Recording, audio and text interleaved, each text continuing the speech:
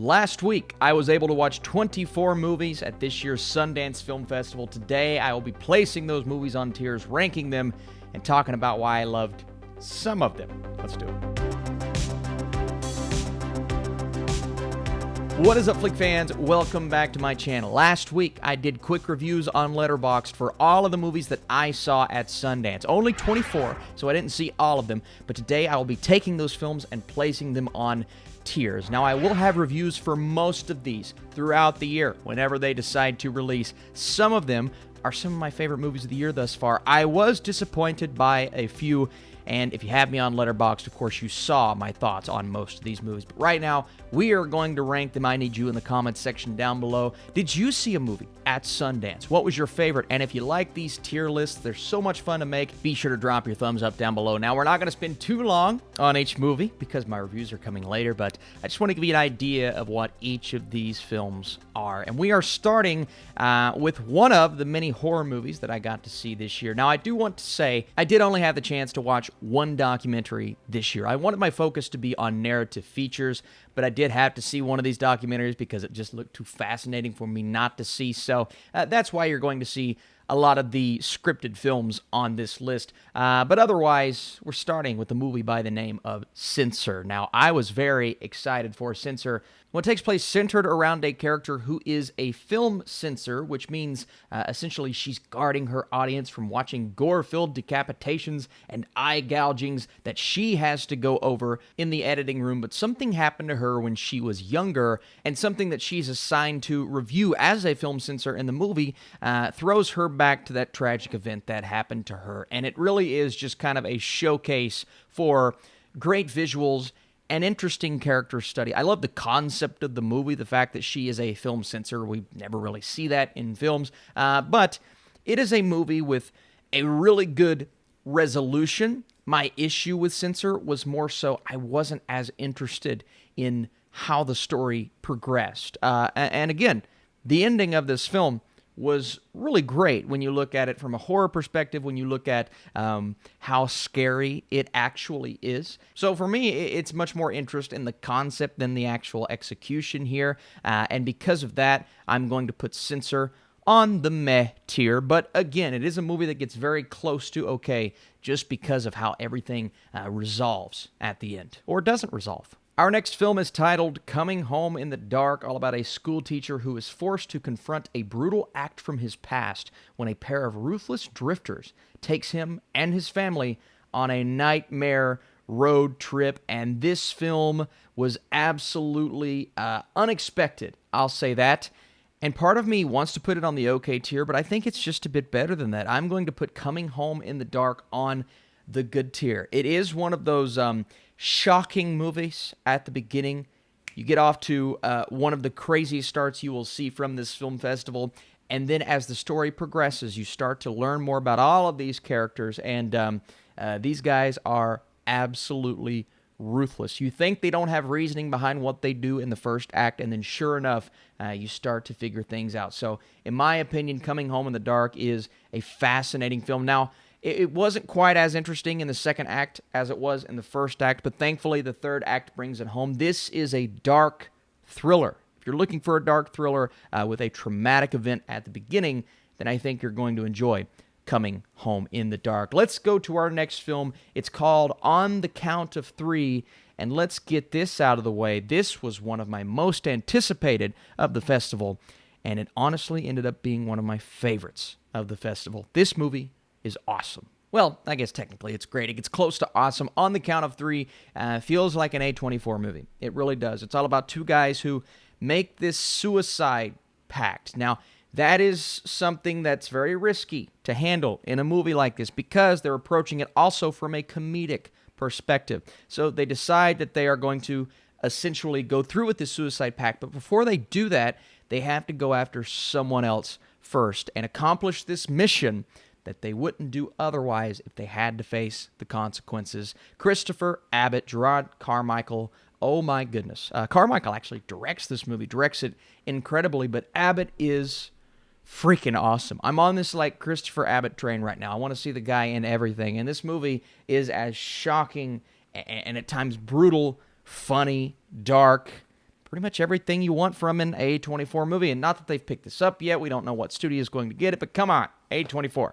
You've got to get this movie. Not because of his Robert Pattinson good time hair, but because of how interesting the story actually is. So On the Count of Three was a huge win from this festival. How about our #J? Well, unfortunately, this is the first movie we're talking about that's going on the bad tier, and I know not everyone's going to feel this way.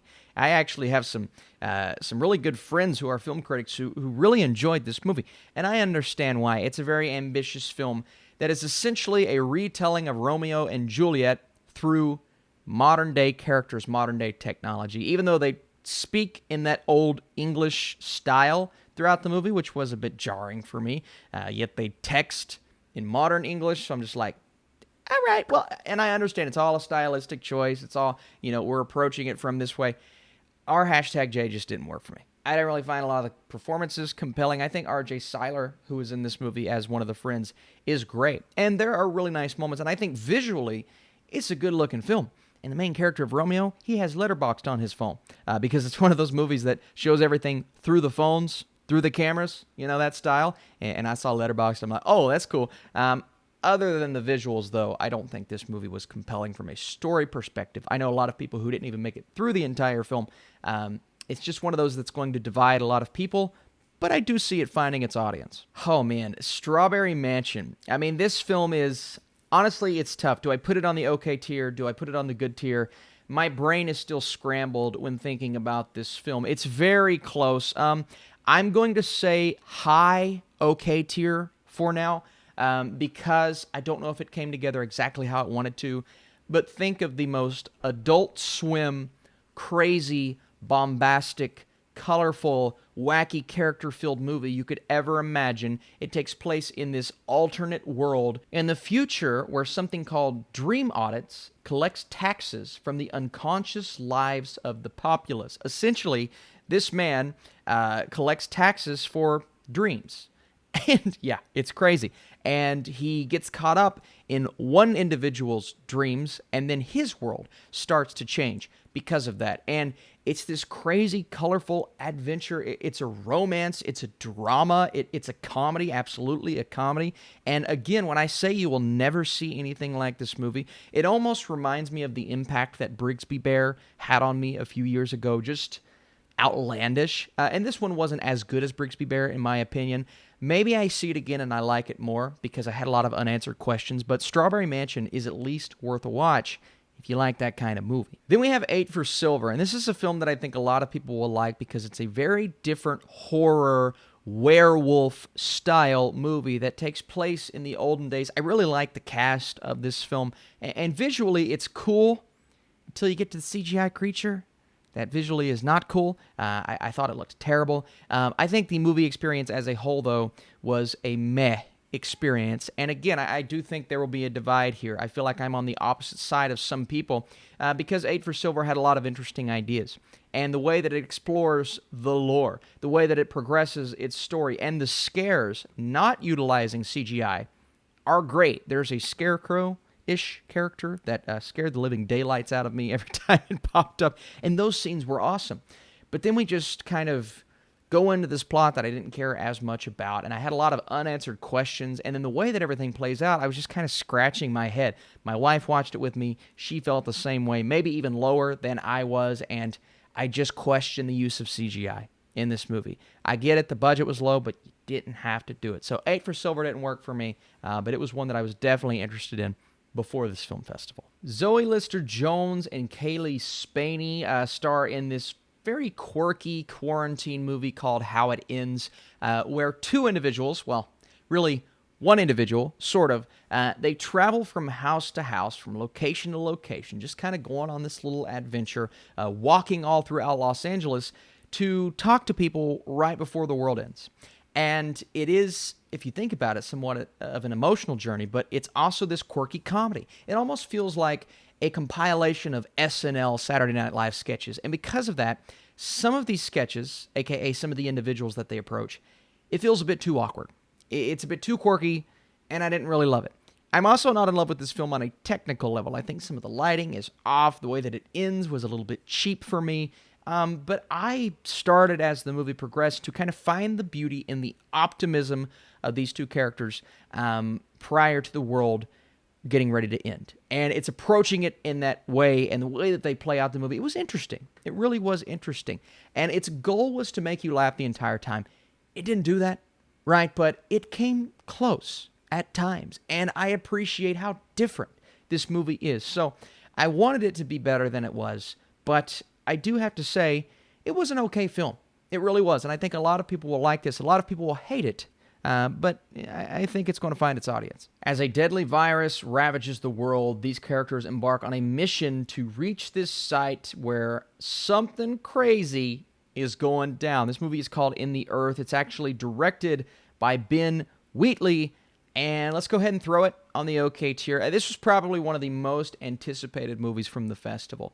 And as a, looking for a great horror movie in the Sundance Film Festival, and as horror fans, I think everybody was expecting this to maybe be one of the best ones. And in terms of the horror movies at the festival, it was one of the best ones. I found it to be a weaker year for horror at Sundance. But In the Earth, that very much reminded me of a movie like Annihilation, except I don't think it got its message across as clearly, as beautifully, and as interestingly as Annihilation did.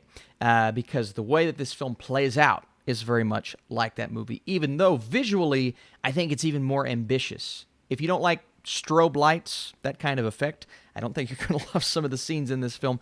But I found that to be really interesting. And there's some body horror, some brutal, gore-filled horror here that will really get you on the edge of your seat. And I like that quite a bit. My issue is more so the story, but mostly the characters. If you don't have interesting characters here, or at least characters that you can find something to relate to in, then, I think that's the most important part of a movie like this. And I just didn't really find that in this film. I found it to be fascinating by the end, in the third act. I'm like, okay, I'm glad it ended like this, but you didn't really get me on board during the first two acts. Therefore, I didn't care as much as you wanted me to. So I'm putting this movie on the OK tier purely for its horror elements. Not necessarily its scares, but the gore, the brutality, everything about that. But In the Earth, for me, was a little bit of a disappointment. I'm not loving Ben Wheatley's filmography right now, but it somewhat worked. Next up is Land. I just talked about this in a review, so I'm not going to go too far into it. I'm going to put it on the OK tier. This is Robin Wright in front of and behind the camera. And again, you know exactly how I feel about this. Beautiful visuals, lovely landscapes, about a person who is going into isolation, trying to find themselves. The way that it plays out, I guess, could have been better than it actually was. I love our supporting cast here. The ending was beautiful and emotional because of all of those things. It goes on the OK tier. I found it to fall short as a whole, but I do think a lot of people will enjoy the progression here. Let's move on to Marvelous and the Black Hole. Thank goodness we have another good movie, a quirky teenage coming-of-age story that I thoroughly enjoyed. We have a teenage delinquent who befriends a magician who helps her navigate the inner demons and dysfunctional family that she's dealing with sleight-of-hand magic. And that's pretty much all you need to know. Mia Ketch, I believe is how you pronounce her name. Oh my goodness. She was on Twitter liking everybody's tweets about this movie. She was so excited.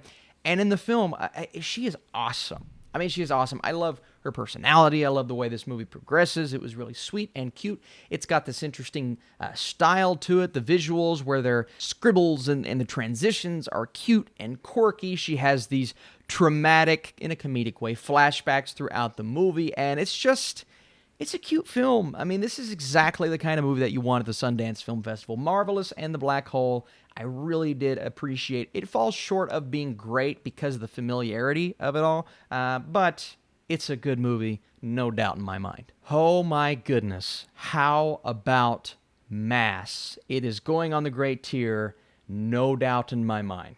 And you know what? I'm not even going to read the premise here. It's called Mass. I will just say it deals with the fallout of a mass shooting. You have four beautiful performances here. Jason Isaacs, Ann Dowd, Martha Plimpton, and Reed Birney sitting around a table talking about what happened. And I think a movie dealing with what happened would have been maybe too much, right? Especially with what actually happens, and you'll learn it as the movie progresses. But to have the conversation, the fallout, the aftermath, the way aftermath of all of this, guys, we're talking Oscars already. This could be absolutely in the conversation for performances because it's that, one location setting, and we're dealing with trauma, lots of trauma with these characters. And they all four give beautiful performances. I think Plimpton is brilliant. I think Ann Dowd may be the best one. And it may be because she's my favorite of the bunch, but her performance, actor, actress, supporting actress, you could see all four get nominated this Oscar season. That's what the movie is built around. Directed beautifully. Mass is one that you can't miss. You can't miss it when it comes out. Next up is The World to Come. We're going to put this on the good tier. Two women who forge a close connection despite their isolation in the mid-19th century American frontier. This is a film starring Vanessa Kirby, Catherine Watterson, Casey Affleck, and Christopher Abbott. I needed more from Abbott's character. Casey Affleck is really, really good in the film, but the two performances here that just crush it. Kirby, Watterson, oh my goodness, absolutely incredible in this film. And the story is familiar, right? We've seen this kind of story before. I could have used more with the various subplots that they set up in this film, that's for sure. But as a whole, I think this movie, as a period piece, as a romance, as a story dealing with one character in particular struggles, works extremely well. It's beautifully directed. I thought the visuals were nice. They didn't overwhelm me. But this is a performance-based movie that you are going to like because of that. If you don't feel the spark, then I don't know if you'll love it as much as some people. I didn't quite love it because that pacing sometimes got in the way, but I liked it quite a bit, and those performances, again, are just magnificent. How about the one that everybody has been hearing about, CODA, or Child of Deaf Adults? Come on, guys, you know this movie is at least great. Apple would not pay $25 million if they didn't think this was going to be a great coming-of-age story. And man, Ruby is the only hearing person in her deaf family. When the family's fishing business is threatened, Ruby finds herself torn between pursuing her love of music and her fear of abandoning her parents. This is a film that I think a lot of people are going to be able to relate to. And not because of what she has to go through and the struggles, the trials, the tribulations, the fact that her entire family is deaf, but more so, you have this love, you have this passion, but you're torn. Do I stay with my family? Do I help run the business? Or do I pursue my dreams? And that's the relatable aspect, and I think the cast is brilliant. Emilia Jones, hey, by the way, Sing Street, Ferdia Walsh-Pilo, my boy, is in this film. He is the love interest of sorts, and I just really, really, really love the way this movie plays out. And you have, obviously deaf parents, a deaf brother, and a girl who wants to sing. So that creates a bit of conflict because clearly they're never going to know, or at least they may not know truly how talented their daughter is. And Eugenio Derbez, by the way, plays our teacher here. You always have to have like that quirky mentor teacher. And oh my God, this is the best role I've seen him in. The best role. He's so good in this movie. Guys, you can't miss CODA.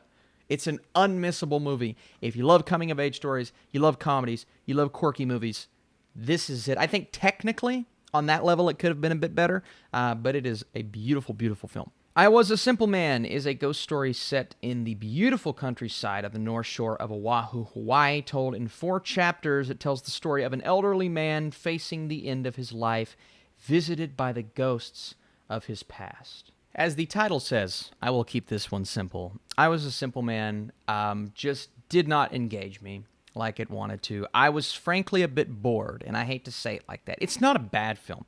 You look at the visuals, you look at the cinematography, I have to put this one on the meh tier. It's just, it's one that you're really rooting for the entire time. I was wanting something to happen, and nothing of significance. Now, it gets weird, right? You're thinking it's kind of a horror movie, reading that premise, and then it's just kind of, okay, a good character piece in a way, but I just didn't love the story. The performances are great. His especially. The movie itself, I won't remember it. Next up is Jockey, Clifton Collins Jr., Moises Arias from Hannah Montana fame. Let's throw this on the good tier. It deserves to be there. This is a beautiful movie, and I don't even need to read the premise. Think The Wrestler, a man at the end of his career. He knows he can't necessarily go as far as he wanted to anymore, but he's going to do it anyway on a horse. It's the wrestler on a horse. It's kind of Rocky on a horse. You know, it's that sports story, uplifting, but the man is going through much. He's been through so much, a lot of emotions in his head. But it's a beautiful film. The filmmaking is great. The color correction is awesome. The horse racing scenes, you know, they don't take up as much of the movie as maybe I thought they would. But it's still just a fascinating character study that I think a lot of people are going to enjoy. Clifton Collins Jr. actually won the actor award from the festival. And I think he deserved it. I really do. Like, you could have went with Mask, clearly, but you kind of got to divide that 4 ways. Collins Jr. crushed this role. And again, I just think if you're a sports movie fan, you've got to see Jockey when it comes out. Next up, we have John and the Hole. I don't really know what this was. I can read it. Let's read it. Let's put it on the bad tier, and then we'll read it. 13-year-old John discovers an unfinished bunker, a deep hole. Then he drugs his parents and his sister and drags their unconscious bodies into the bunker, where he holds them captive. And as they anxiously wait for John to free them from the hole, the boy returns home where he can finally do what he wants. That's the movie. That's John in the Hole. And I'm going to put this, I almost put it on the meh tier because of the visuals. I think it's shot extremely well. And it is creepy, I won't lie to you. And I do think Charlie Shotwell gives a great performance. The kid is exactly what we need him to be. But the unanswered questions really caused me to put this movie a lot further down than I wanted to. There's just really nothing to it. And then the way that it ends, I know this is a film that the general audience isn't going to like because it just ends. And you don't get anything. You don't get a resolution. And that makes the movie, in my opinion, not worth watching. Now, is it worth maybe checking out for this premise? Yes. The performance? Absolutely. The look? Sure. John in the Hole needs to go back in the bunker. All right, let's move on to Mayday. And Mayday is a film that I saw a lot of people love from this festival. I thought it was okay because the story fell just short, but let's talk about it. A storm is approaching that changes everything for our main character after a short circuit at her workplace mysteriously transports her to an alternate world. She meets a crew of female soldiers caught in an endless war. From there, we get strange events, crazy battles, a sisterhood, and soon she realizes she needs to find her way back home. How is she going to do that? Mayday has a beautiful cast. Grace Van Patten, Juliette Lewis, Mia freaking Goth is so good in this movie. Unfortunately, I wasn't as riveted as I wanted to be. I wasn't as on board with the story because it gets really interesting at the beginning and then it just kind of stagnates for about an hour. And they're just kind of in the same place, the same location, doing the same thing. And I was just waiting for something else to happen. I really liked the third act, the resolution, the idea behind the story, all of those things I was on board with.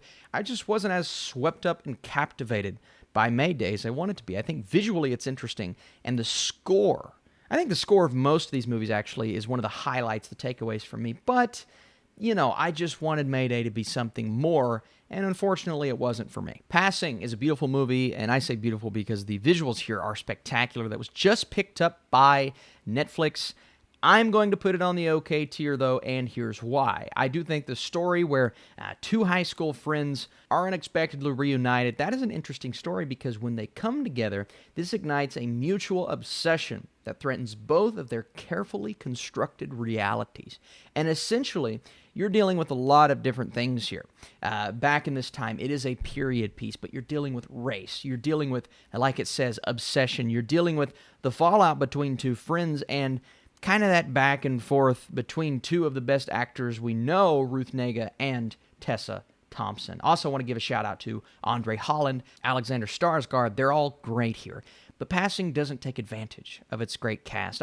I wasn't as, into the story that it was giving us. Then we come to a resolution at the end that did hit the emotional nail on the head, but I wanted to come back to some of those subplots and storylines. And there's one subplot in particular with Ruth Negga's character that they didn't really hit on like I wanted them to. And I think they could have added so much to the story that we got. So Passing is a beautiful movie. I think the acting is great.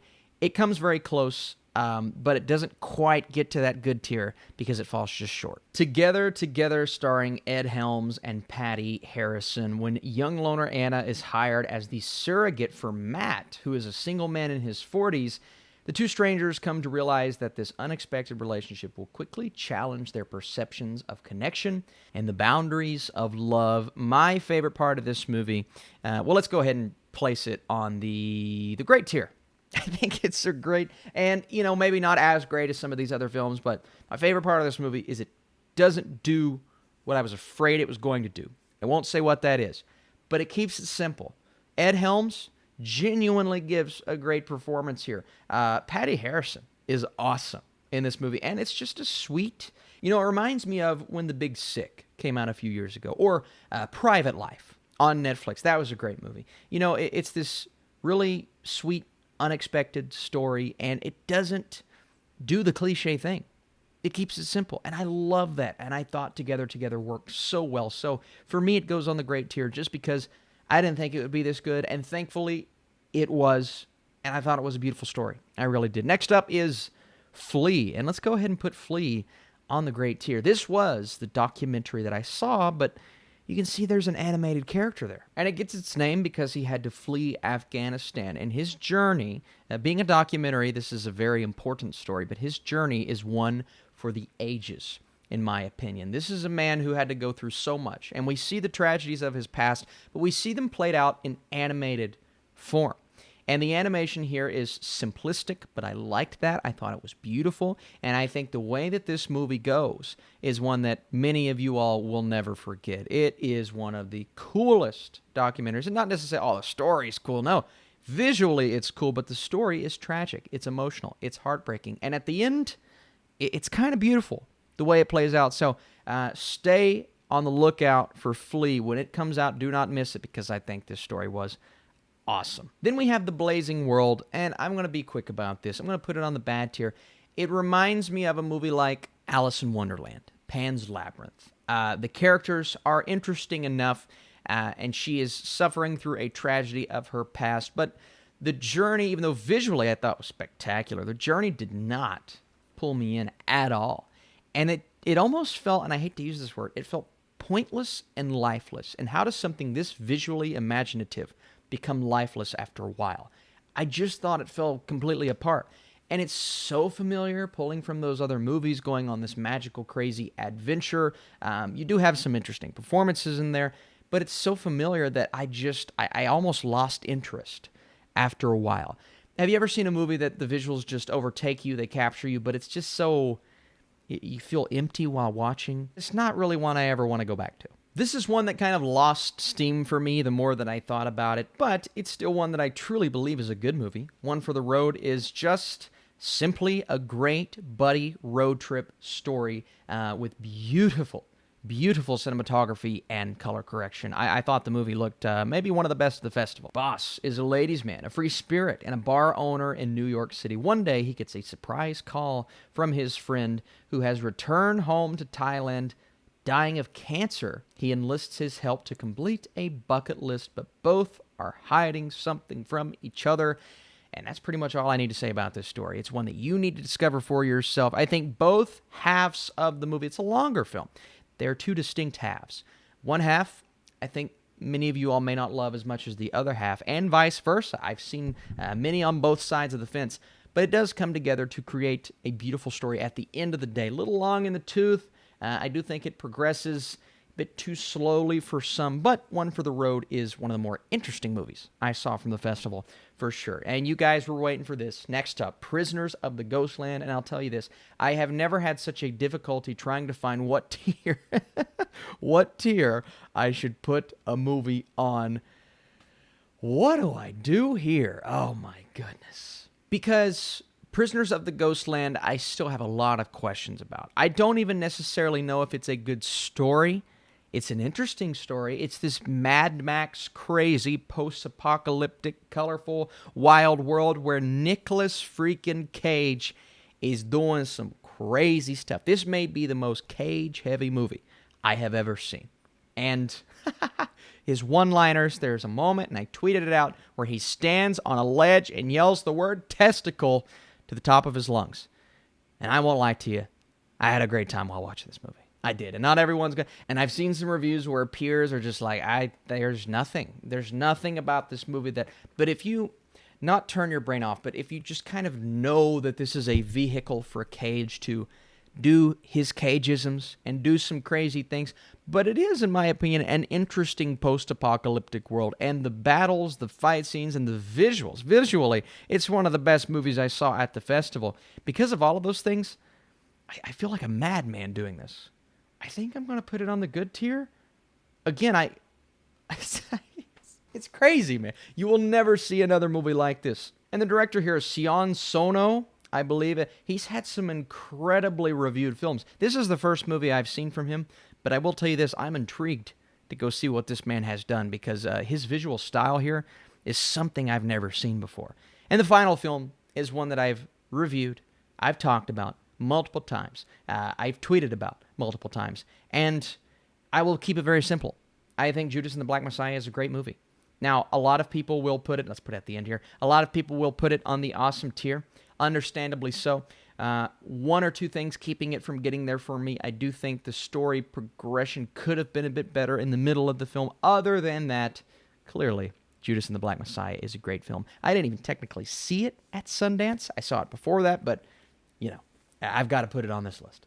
And wow, maybe one of the longest videos I've ever done. It's time to rank these movies, so let's get right into it and start at the bottom on the bad tier. Thankfully, there were no awful, though, so that's good. My least favorite movie at the festival was our #J, followed by The Blazing World, and then John and the Hole. Good job, John. We follow that with I Was a Simple Man, 8 for Silver, and Censor in the proper order. At the bottom of the okay tier, I have to put In the Earth at that spot, followed by How It Ends, and we are progressing toward, let's keep passing right there, Mayday right there, Land, and then Strawberry Mansion. That is exactly where I wanted them to be.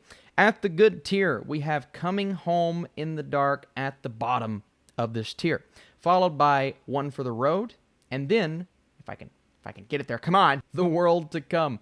Prisoners of the Ghostland. Again, I just, it's one of those movies that I feel like is going to be divisive, but for good reason. Marvelous in the Black Hole is my second favorite film on the good tier, and Jockey tops the good list. At number 6, it is Together, Together, which is the bottom of the great tier. A good tier to be on, though.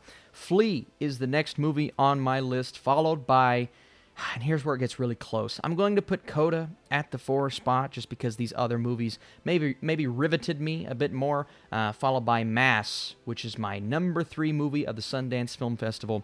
Right now, it is on the count of 3, followed by Judas and the Black Messiah at the 1 spot. I have seen Judas twice, but I will tell you, all of these films on the great tier are the movies you have to see. These are the must-sees from the festival, and I'm not the only one that will tell you that. I think a lot of these films, many have been talking about, praising, but I did miss some movies, right? There are 25, 30 movies that I didn't even get the chance to see. Not a lot of documentaries on this list, clearly. Try to focus on narrative features, but I can't wait to see some of these movies that I miss, guys. Movies like Hive, the Sesame Street documentary, Edgar Wright's documentary. I didn't even get a chance, but this took up my entire weekend, but it was well worth it to be able to cover this for you all, do all my Letterboxd reviews. You are the best. A longer video, I apologize.